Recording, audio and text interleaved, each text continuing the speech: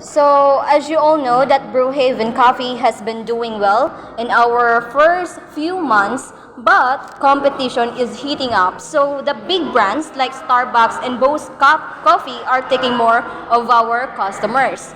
So, we need to figure out how to stand out and how to build a real competitive advantage that lasts. So that's a great point, Chrissy. So I just want to learn what makes a blue heaven different from others in the community. Our main strategy is brand differentiation. We position Blue Heaven as the coffee that feels like home. We're not just selling coffee, we're offering comfort, community, and connection. We'll promote our brand through social media and local partnership.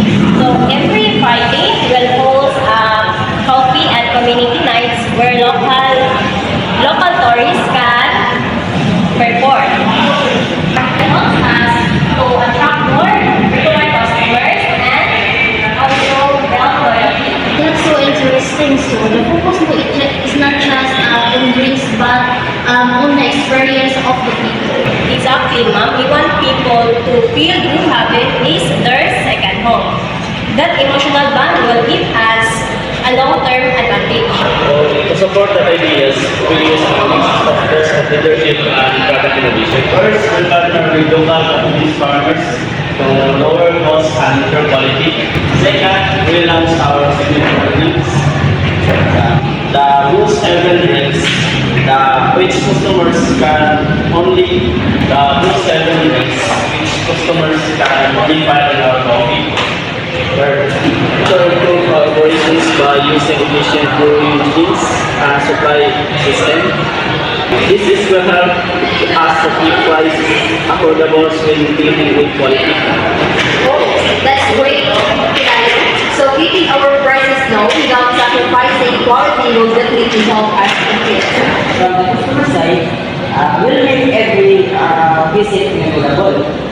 Our barista will greet regular by name and member their favorite drinks.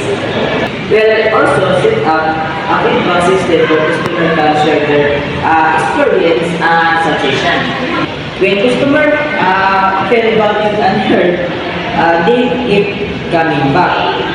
And that personal touch is something we professionals often forget. And that's our age. I like that people who don't just remember the coffee, that they remember how they feel when they were here. You've all presented solid ideas, but let me challenge you. What if bigger coffee chains you copy your concept?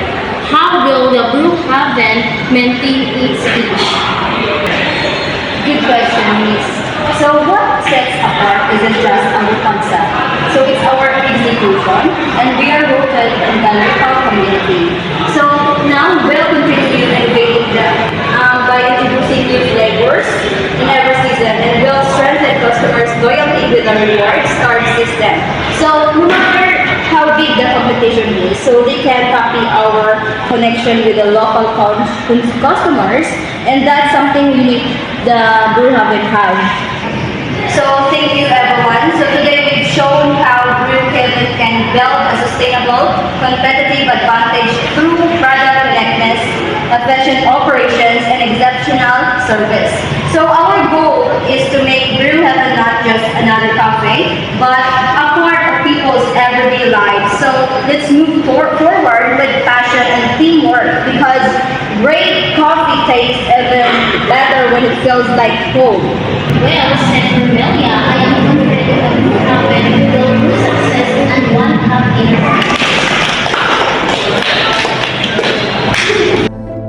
Planning and implementation are both important for business success. Planning helps us set a clear direction, while implementation turns those plans into real results. Without planning, a business has no focus.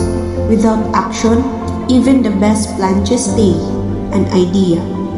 At Brewhaven Cafe, we learn that success comes from combining vision, strategy, and teamwork.